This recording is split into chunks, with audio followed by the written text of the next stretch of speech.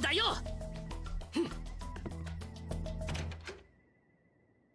やっぱり可愛い。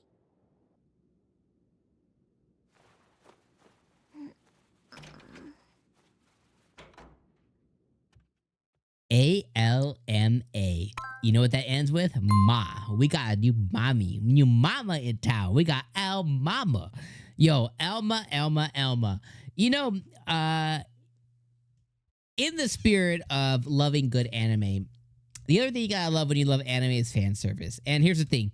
A lot of people, you know, there's a lot of interesting folks in the world that claim that they really love anime, but they get weirded out about fan service and stuff. And, you know, I will say this, you know, sometimes it can skew too far in one direction when it comes to fan service. I myself love that sprinkled in fan service that, you know, just give me a little bit. Don't go too deep into it. You know, you don't go into like too crazy. Just give me some sprinkles of fan service. Like this episode, it introduced Alma. She's obviously very scantily dressed, but it had her like, you know, the fan service that I quite enjoy is either very cutesy or what this one provided, which was like Alma just kind of doing some stretches on the bed. I was like, chef's kiss. That is some peak fan service right there.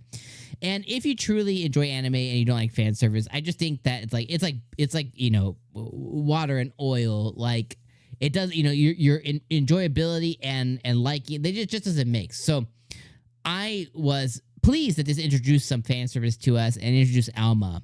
Alma is a very interesting character who really genuinely thinks Noelle is cute, which is a big plus. And also, she never came out of the bathroom. Biggest travesty of episode number 3, right? Like, yo, where's my bathroom scene? So I was ready for Alma to come out and jump Noelle's bows, but it didn't happen. So we introduced this episode to Alma, and Alma Judy Colley, I probably effed that up 9 ways to Sunday. Tell me how to say it in the comments.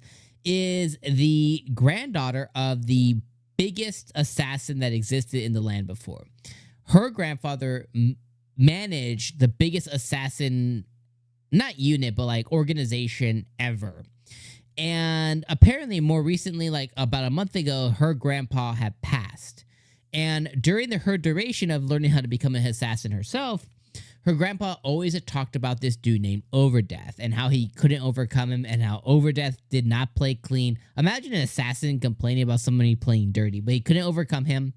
And he takes on this Overdeath guy, and he, I would call their grandpas like frenemies, essentially. Like they were two people who probably had a lot of respect, and they probably had some really fun interactions, but they didn't like each other at the same time. But because he always talked about her, she wants to see what his spawn is like as well too. So she goes searching for Overdeath, but you know, really for Overdeath's grandson. And as Noelle is doing his searching for new party members, she stumbles upon it and she was like, yo, I found you, MF Farid. I found you. So she does find him. Really funny scenes within like the bar, you know, Seeker bar place, and she just mollywops like the strongest dude there. Noelle's like, yo, you're hired. That leads them into their first job ever as a 2-person unit party, at least to begin with. And they take on a mission outside of the capital to go to some village to go take on some bandits. That leads them to spending a lot of time together. That leads to Noelle getting his feelings hurt because Alma was like, you know, hey, you could have, if you had better talent, you could have been the best seeker ever. He gets all up in his feels, but he knows what he knows already.